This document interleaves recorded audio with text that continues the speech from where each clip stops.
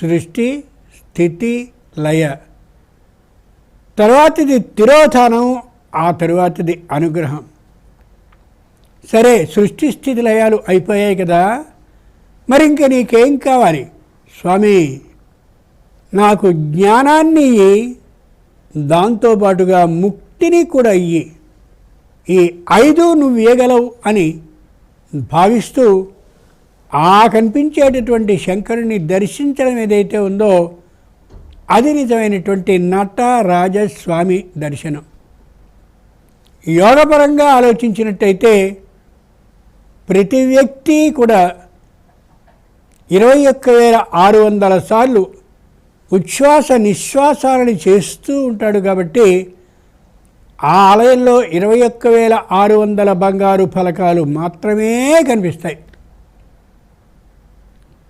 మనం ఎక్కడైనా సరే ఎక్స్రే ఫోటో కానీ తీసుకున్నట్టయితే కేవలం ఎముకలు, మాంసము, మజ్జ ఇవి మాత్రమే కనిపిస్తాయి.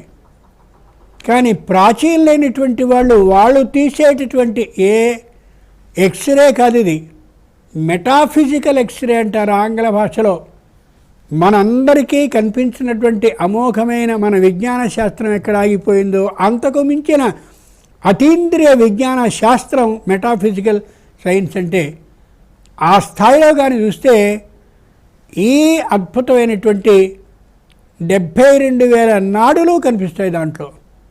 ఆ 72,000 నాడుల విశేషాన్ని తెలియచేసేందుకు సూచికగా, దానికి సరైనటువంటి ప్రతీకగా 72,000 బంగారు మేకులతో కొట్టబడి కనిపిస్తూ ఉంటుంది ఆలయం. ఎంత ఆశ్చర్యం ఇది! చిదంబర స్వామి బ్రహ్మాండంగా కనిపిస్తారు. మహాసుందరాకారుడు, చూస్తే మళ్ళీ మర్చిపోలేరు, అద్భుతంగా ఉంటుంది అని అలా చెప్తూ అక్కడ ఉండేటటువంటి అర్చకులు అలా ఒక తెరని తొలగిస్తే ఏమీ కనిపించదు. అక్కడ బిల్వ దళాల మాల మాత్రమే కనిపిస్తూ ఉంటుంది. బిల్వ దళాల మాల. బిల్వము అంటే మారేడు ఆకు. ఆ బిల్వదళాల మాల, బంగారపు బిల్వదళాల మాల మాత్రం కనిపిస్తూ ఉంటుంది. ఏమిటి దీని విశేషం?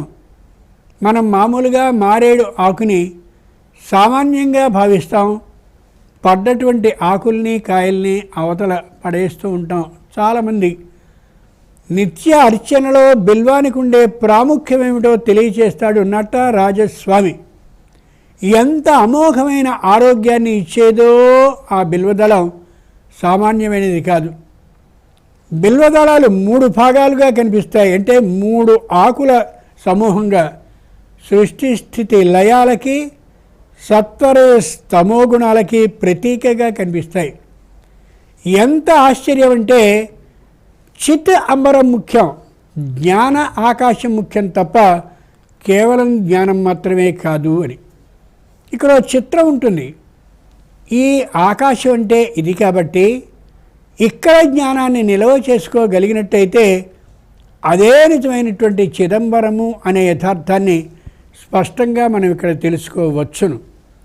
బ్రహ్మాండమైనటువంటి ప్రళయం అయినటువంటి సందర్భంలో మార్కండేయుడు ఎవరైతే ఉన్నారో మృకండుపుత్రుడు చిరంజీవిగా శంకరుని చేత చెప్పబడితే ఆయన వణికిపోవడం ప్రారంభించాడు. అందరూ మరణిస్తున్నారు తన కళ్ళెదురుగా, ఆయన మాత్రమే ప్రాణం అలా పోకుండా నిలబడితే నేను ఒక్కడిని ఇలా ఉండిపోయానేమిటి అని అనుకుంటూ ఉంటే అప్పుడు శంకరుడే స్వయంగా చెప్పాడు, భౌతికమైనటువంటి మరణం కాదు, నీకు భౌతికమైనటువంటి మరణం ఎప్పుడూ ఉండదు, జ్ఞానంతో జీవిస్తూ నువ్వు ఉంటావు, కాబట్టి మరణం అనే దానికి భయపడకు, జ్ఞానంతో ఉండాలి అని అనుకో అన్నాడు.